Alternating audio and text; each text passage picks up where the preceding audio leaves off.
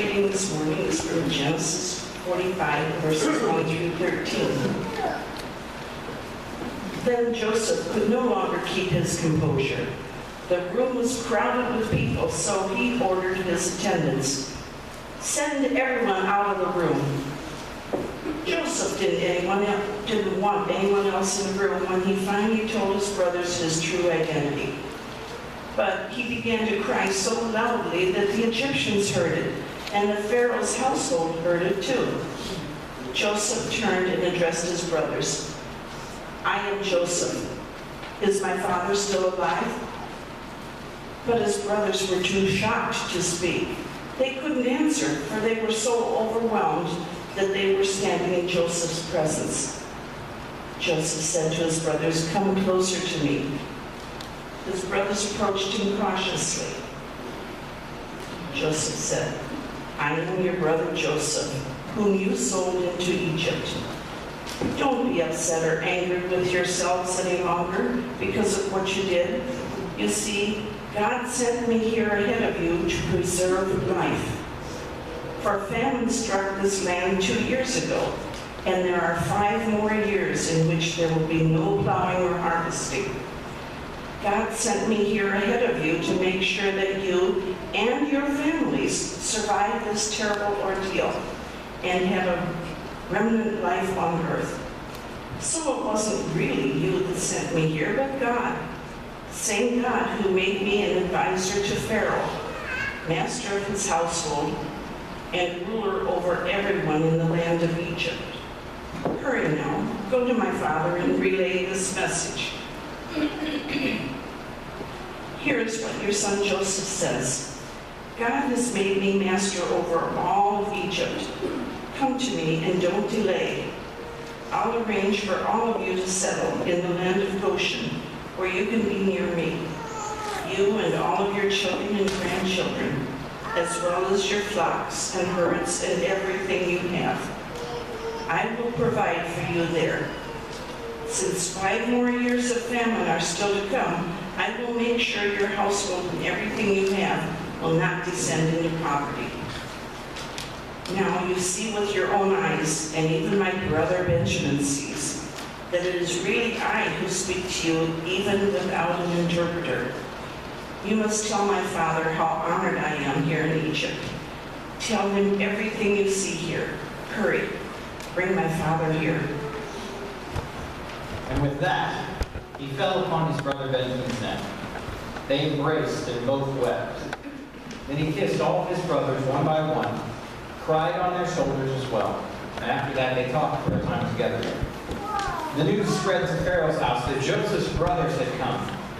When Pharaoh and his other advisors heard, they were pleased. The Pharaoh told Joseph, "Tell your brothers, do this, load your animals, and go back to the land called Canaan.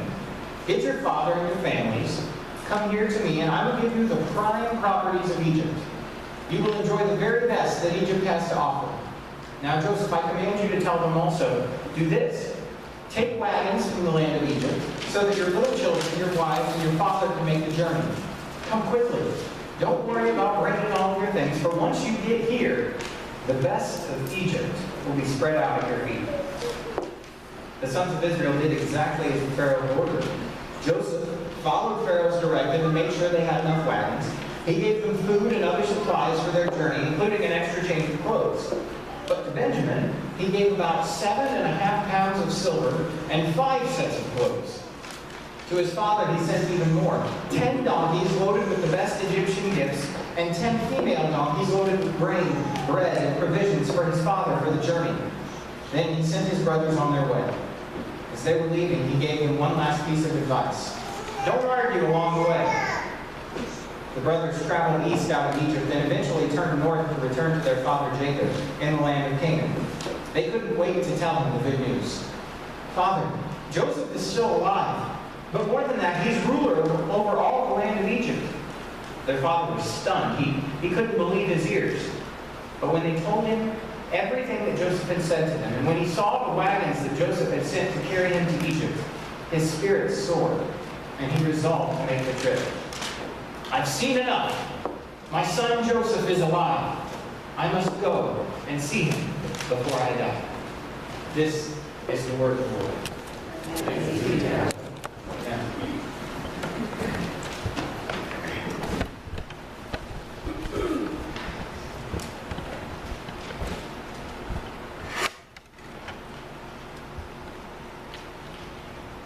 Several weeks ago, my wife and I,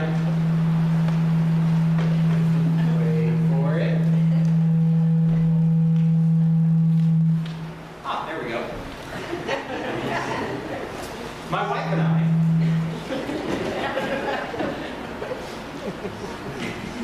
I'll just talk really loud. My wife and I were out doing some yard work, and this van pulled up, these ladies hopped out, and they were selling flowers. And they were selling them fairly cheaply, and so I thought, well, I like flowers, and we could use a little extra color. Are you comfortable down there? I like color, and so let's get some flowers. Let's get a couple. So we bought two flowers, two potted plants like this one and another one. And we like this one because it's pink, and so we decided let's put the pink one in front. That seems like a good idea. Let's put the pink one in front. And so we did. We went to Walmart and we got one of those hangy pole garden thingies. You know what I'm talking about. Got one of the hangy pole garden thingies, and we put it in front of the house, and we hung our flowers there, and it was all fine and dandy for a few days, for about a week or so. But then, after being out right in front of the house where there's 100% sun all day long, the flowers started to wilt. They couldn't stand the heat. They couldn't deal with the environment that we had put them in. And so they were starting to die. They had plenty of water. Roots were still good, but it was just a really difficult time, a difficult environment for them to survive in. And so what we had to do was we had to move the flowers to a different side of the house where they could be revived. Sometimes, in order to survive, we have to be revived. This morning we're going to be in Genesis chapter 45. And if that doesn't get you excited, I don't know what will.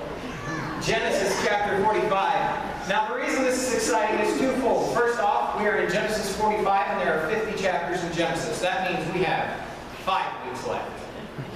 You feel free to applaud for that. That's great. Yeah, 5 more weeks of Genesis. But this is also good because as Kay read, this is finally the moment when Joseph lets it all out, right? Now, up to this point, and I'm not going to review much of the story, but you guys, for the most part, know this story, right? Joseph has a big family. They don't get along. His brothers feel guilty about selling him into slavery. They've been carrying this guilt with them for at least 20 years. And now, after all this back and forth and wrongful accusations and all of these things, his brothers are laying before Joseph. You might remember last week, they have their robes torn. They are completely upset. They think their brother Benjamin might get killed. He might get put into slavery, into prison. They don't know. But they have their robes torn. They're laying face down on the floor, begging for mercy. Begging that the king, Joseph, will allow them to take Benjamin's place. Their lives are over with. See, these brothers had a very nice life, if you'll remember. Their dad, Israel, or Jacob, he was fairly wealthy, right? He had a large family. He had lots of kids, lots of animals, lots of land. But after a famine that had been going on for about 2 to 3 years at this point, things were starting to dwindle back at home. There was no food. These brothers were by themselves. They left their wives, their children, their grandchildren back at home. And so they think, lying before the king, it's over. All we have to look forward to now is prison. All we have to look forward to now is darkness. They were out of hope. They were wilting in the situation. They were warned, as the song said this morning.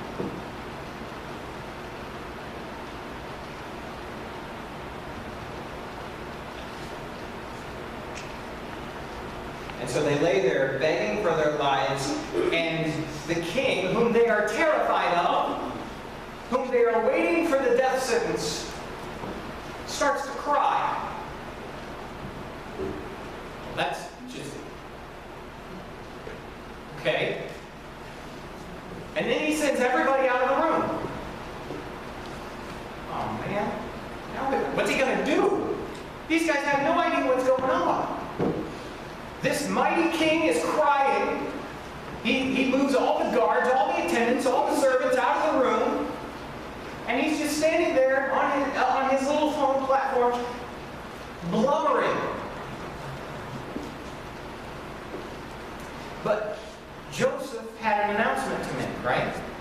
He had a secret that he wanted to share. He had good news that he wanted to tell his brothers. He had been storing this up for such a long time that it was eating away at him. And so he was so excited, he was probably just vibrating. His emotions were all out of control. He was crying, he was so excited, he just wanted to say something, and so he blurted out that we're having a boy.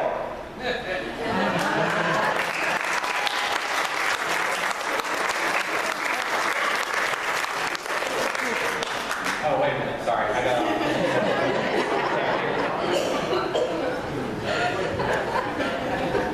That's why I got to stick to my notes. What does it mean to be revived? What does it mean to be revived? I looked it up. It means to restore, to bring back to the way that it was. It means to renew, to make it fresh, to make it like it's never been used before. It means to bring back, to return to its proper place, to return. It means to return, to rescue from a bad situation, a dark place, a dire time, and bring it to where it belongs. Revival is incredibly important. And we've done some reviving, right? Yesterday, the Webbers and several others helped to restore our furnace room, to revive it, right? Breathe new life into it. If you've ever repainted a room, you notice how nice it looks. You just feel better. It seems like a whole different place. Sometimes you'll have situations where churches who are hurting, who are falling, who are shrinking, who are dying, they need that shot of adrenaline, that shot in the arm that helps revive them. I'm from a tradition that has church revivals. Has anybody ever gone to a church revival? Anybody? A couple people? Yeah. If you haven't been to a church revival, here's what it is. Basically, you have this outside speaker come in, besides your normal pastor. And the outside speaker is usually somebody very excited, very passionate. And they'll preach every night for about 3 or 4 nights. And by the end, everybody is so wound up and so fired up and just ready to go and ready to spread the word and ready to do things that they have this newfound energy. That's revival. It's almost like an identity change. Or maybe for the Christian, it's an identity acknowledgement. Revival.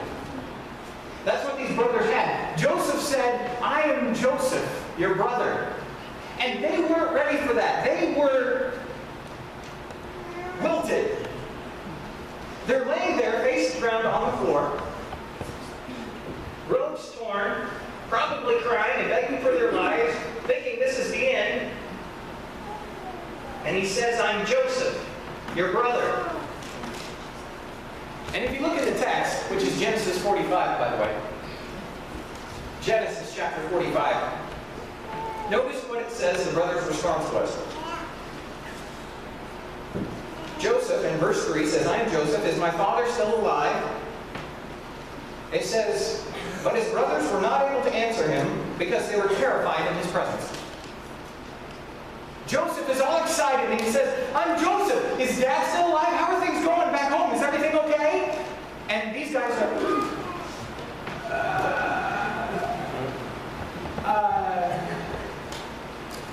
and they can't say anything.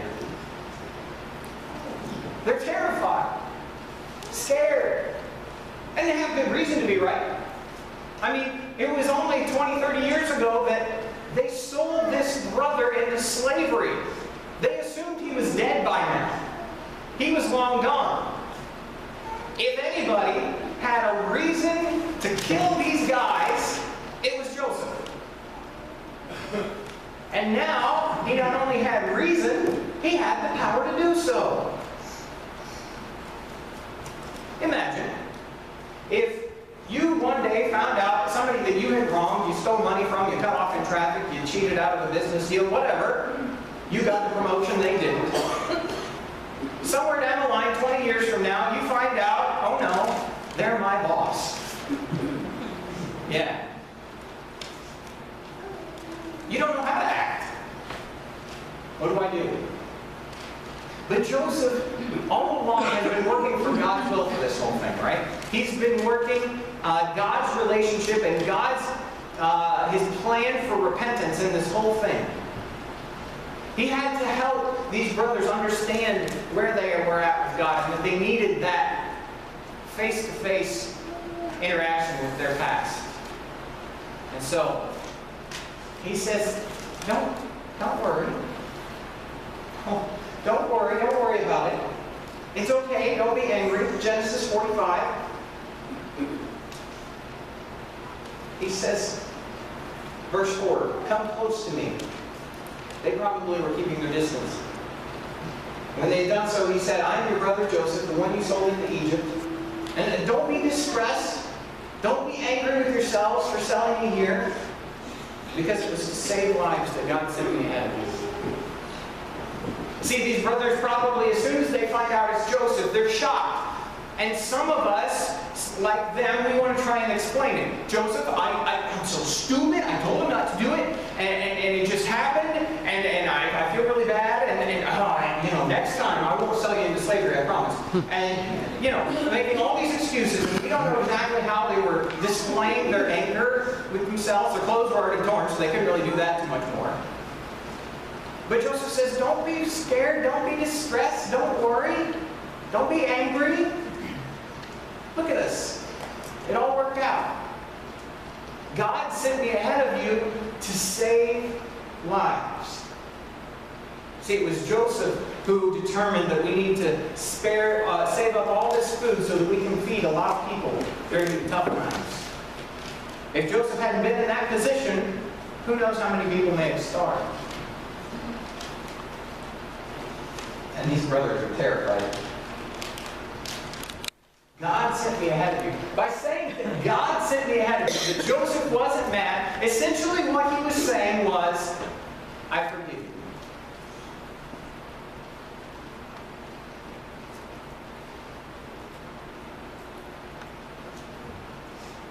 If you've ever wronged somebody, and either because of fear, or because of distance, or because of discomfort, whatever it is, you never fix that, it weighs on you. And if you don't do it for 20 or 30 years, it'll drag you to the ground. And when Joseph says, don't worry, God sent me ahead of you, He worked it all out, I forgive you,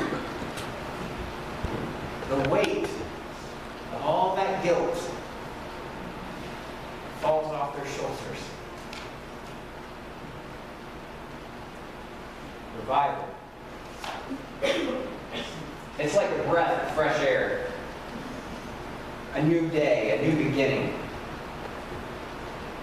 So after Joseph makes all these decrees and he gives all these instructions, he does what is natural, right?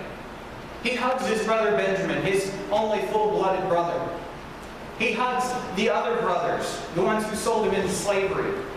He hugs them, he kisses them, he cries with them. And then it says they talk. I think that's important. Hugs are good. Kisses are good. To work things out. Joseph, did you know that I have a little girl? Joseph, did you know I have 2 little boys? Joseph, I still only got a donkey. I'm working on it.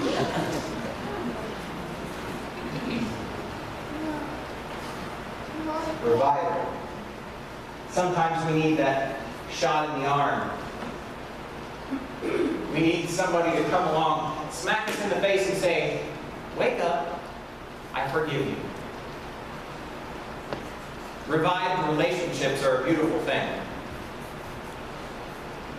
And so he cries and he hugs with his brothers, and they have this wonderful time.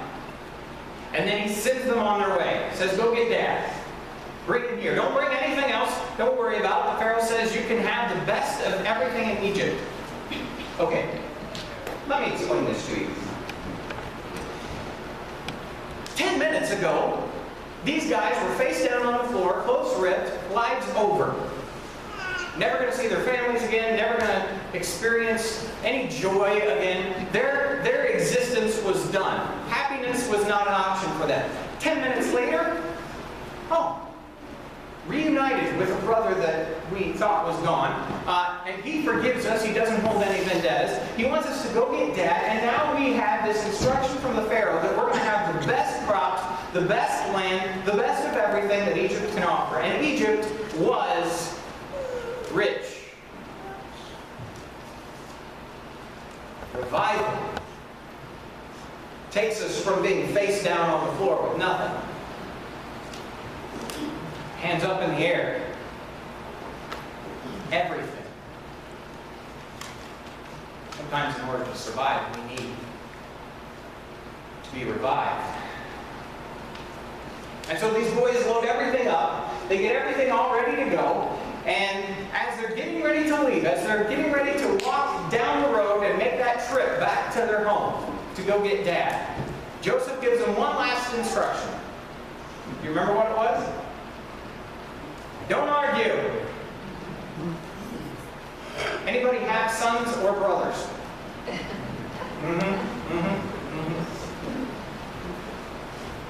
Life is good. Don't ruin it. Don't argue. He knew that they would.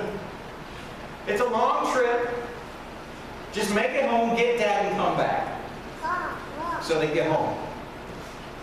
Jacob is sitting there. He's been sitting there for we're not sure how long. But it's a 300-mile trip on foot. Okay? So that's going to take a little while to get there and then 300 miles back. So 600-mile round trip for these brothers. He's waiting. We don't know how long they were there at the palace exactly.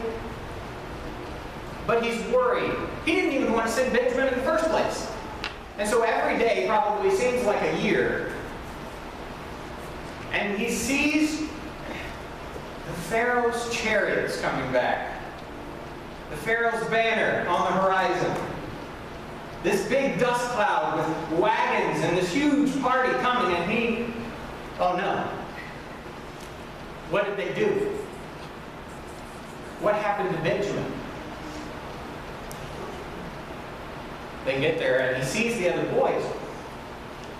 And he's confused, and they say, Father, Joseph is alive.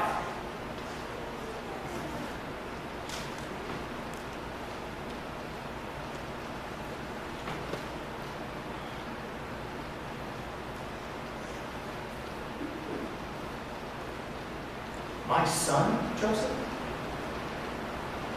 My son who I love so much, my son who I gave the special coat to, the son whose coat you found that was mauled and covered in blood, the son that was killed by a wild animal, the son who's been gone for 20 years, that's the son that you're telling me is alive?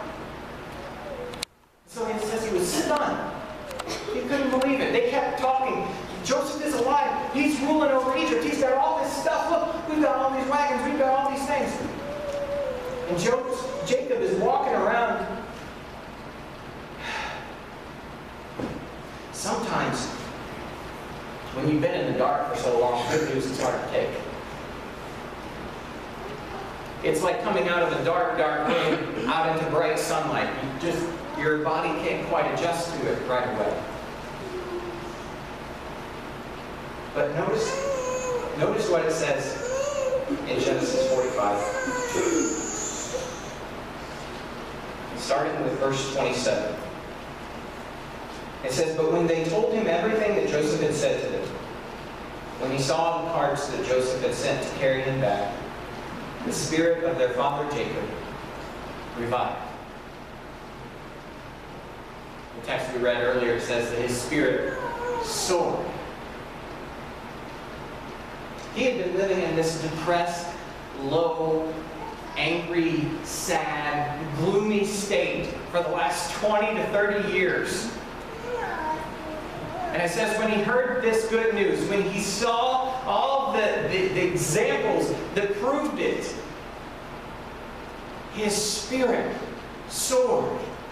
His spirit was revived. He had energy again.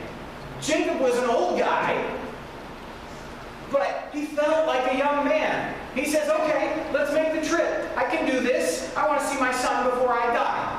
So he felt like a young man, but after he took a couple steps, a little creaky. All right, let's get there before I die. And he would end up spending at least 17 years with his son Joseph before he would die. What is revival? What does it mean? What does it do? Revival restores us. It gives us wings like Red Bull. It excites us. It energizes us. It lifts us up. It gives us passion and energy and strength and encouragement to do what needs to be done. Revival is contagious, right? Joseph tells the sons tell Jacob, probably all along the way, they're telling every pit stop, hey, our brother is alive. Our brother is alive. They see their neighbors. Our brother is alive, all the way back home. You'll never believe it. Our brother is alive. We're moving. It's nice living next to you. Revival changes us. It shakes us. It gives us new life. It brings us out of the darkness. It brings us out of ourselves. Sometimes we get caught up in tragedy. Sometimes we get caught up in pain. Sometimes we get caught up in stress and trauma. Sometimes we just get caught up in boredom. And it seems like every step, every day, every week is just a trudge to get through, to get by, to get past, to get over. And it always seems like we're being drugged down by something. Maybe what we need is to pray for revival. Maybe what we need is to ask God to revive us, to breathe new life into us. You remember Genesis 1. He did that once before. Maybe you're sitting there as a senior and you're thinking, man, I'm retired, I've done my thing, the kids are out of the house, I'm all done. I'm just kind of floating on by. What's the purpose? What's the point? Revival says, no. See, you have something that only you can offer. Your experience, your life, your wisdom, your guidance. Maybe you're a student and you're saying, man, I don't know what's going on. I wake up, I go to school and they tell me something. I go to sports and they tell me something. I go home and my parents tell me something else. I come to church and they tell me something else. And I'm just trying to figure out what I'm doing here. Revival says you have a purpose. Revival says you have something that only you can offer. Youth, energy, experience. And what today's world looks like. Maybe you're a married couple. Maybe you're a married couple and you've been married for a short time, you've been married for a long time. Things are good, things are not good. Things are busy, things are not busy. It's both ends of the spectrum here. And you're thinking, man, it seems like when we were growing out, when we were dating way back when, it seemed like things just lasted forever. And now, it's just day after day after day after day after day, and they all start to look the same. What's the point? What's the purpose of our relationship? Revival says there is a point, there is a purpose, and you have something that only you can offer. You get to live out Jesus' love for His church.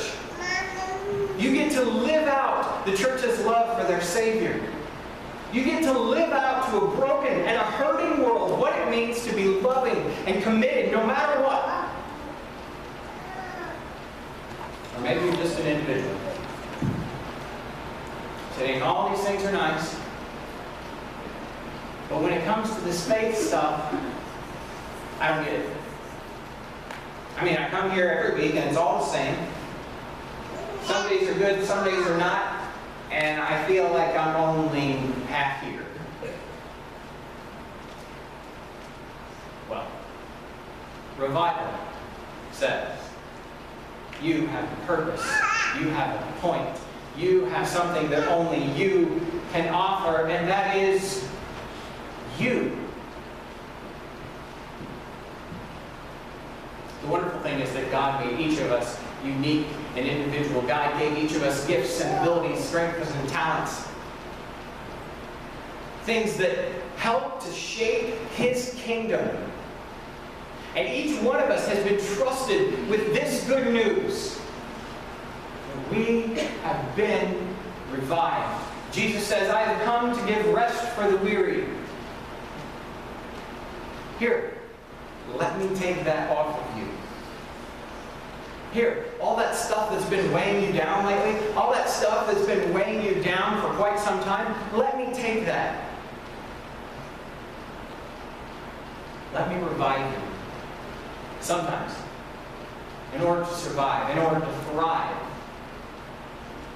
we have to be revived. This morning, we're going to learn a new song. And if you know the song, great.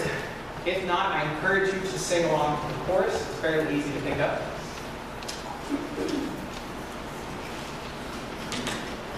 The song is called You Revive Me. It's a wonderful, it's a great song. And it just talks about how God is the source. God is the one that provides all of the life and the breath and the hope and the joy that we need to deal with the difficult circumstances. And so this morning, if you would like to sing, I encourage you to do so. If you just want to listen to the words, that's fine too. And I don't ask you to stand. In fact, I would rather you just be alone with God. If you want to stand, you can. If you want to raise your hand, I encourage that. If you want to sing, please do. This song is about you and Him and asking for revival in your heart, in your life today.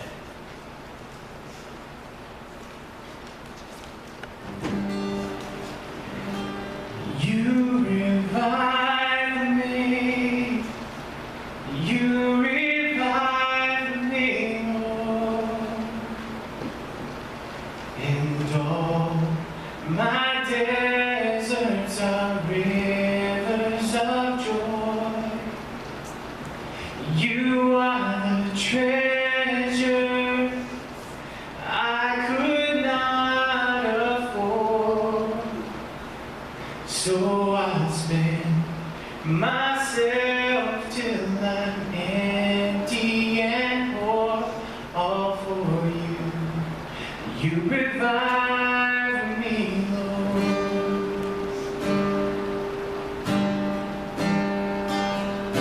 You revive me.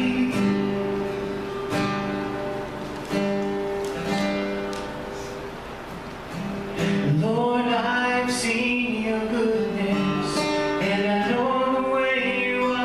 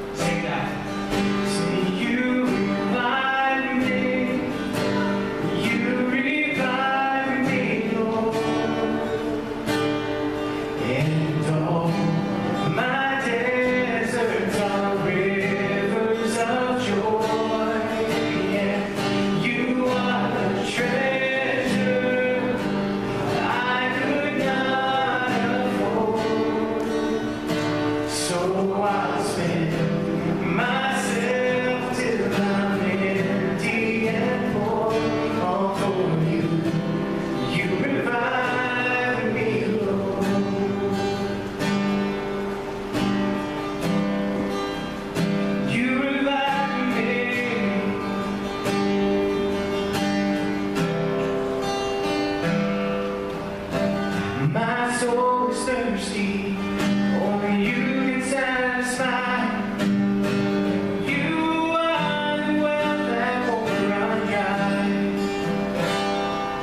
And I'll praise you for the blessing, calling me your friend.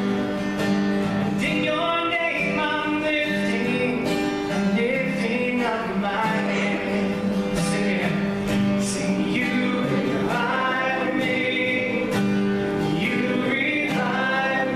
Lord. And all my deserts are rivers of joy. You are the treasure that I could not afford. So I'll spend myself till I'm empty and poor, all for you. You revive me, Lord.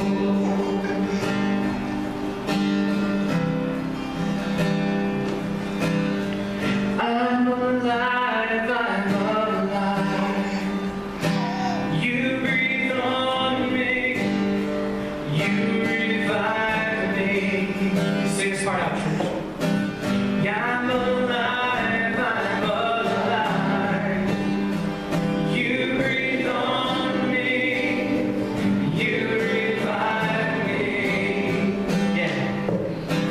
I'm alive, I'm alive. You breathe on me, you revive me. Yeah. I'm alive, I'm alive.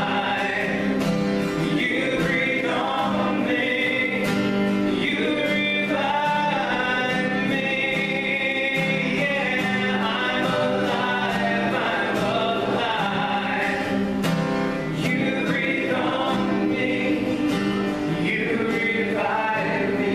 You breathe on me, you revive me. You revive me, you revive me, Lord. And all my deserts are rivers of joy. You are the treasure I could not afford. So I'll spend myself till I'm empty and poor, all for you. You revive me, Lord. All for you. You revive me, Lord. Father, this morning, we pray for your revival. Not only in this church, not only in this community, but in our hearts.